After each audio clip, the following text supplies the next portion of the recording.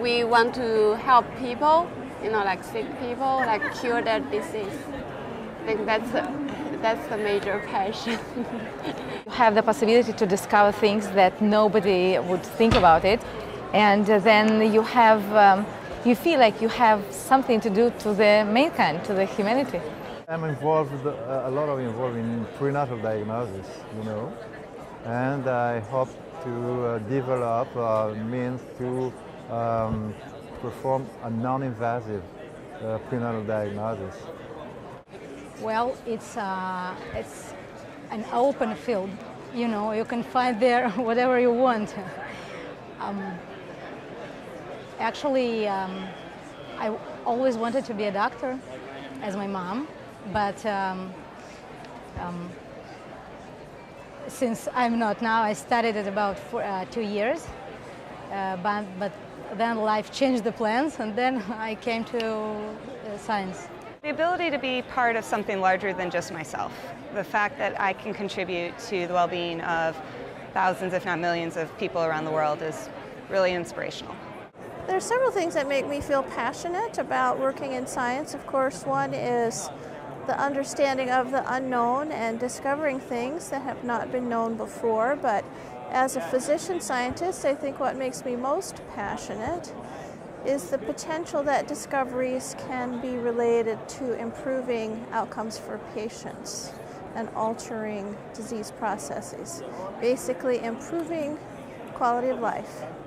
Probably world domination and the chance to become a world leader and conquer many different lands. No, really. I just like the idea of helping people and solving problems and solving puzzles. It's really interesting to me. Yeah, working in the scientific field, we can find the mechanism of the disease and hopefully find the treatment, therapy, help the patient, consulting, and find the way to treatment. To find stuff to go deeper in population genetics, on science, and to publish some paper, To discover new things. I don't like to go to work and do the same thing every day, the same thing. I like to work on a project, a new thing, find out something that no one else knew about it, maybe a little bit of competition, knowing that somebody else is working on the same thing, try to get there first, having the best stuff out there, and then, just the novelty, contributing to something new to the world, really. I like to discover new things, and I like also to deep in the past of our species in order to reconstruct our movements, our origin, and also to enhance our unicity as populations. Just with the goal to help the whole population to solve some health problems, make some small contribution to the world. Being able to discover things, and because I work on motor neuron disease, which is a familial disease, it's really good to be able to discover something in a family and then be able to tell the family what we've discovered for them, and just, even though it's such a small difference, it's such a big difference to these people. It's a combination of a job and a hobby. And so even though it's an aggravation, because at the end of the day, your day is not over, because you're always either thinking or actually writing or reading, or that's what makes it wonderful. And when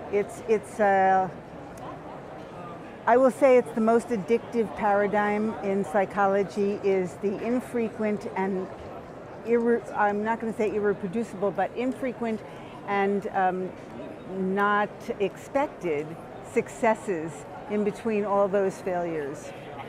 I've always been fascinated with mathematical problems, and the mathematical problems within biology are some of the most interesting that are out there in trying to describe these very complicated biological mechanisms.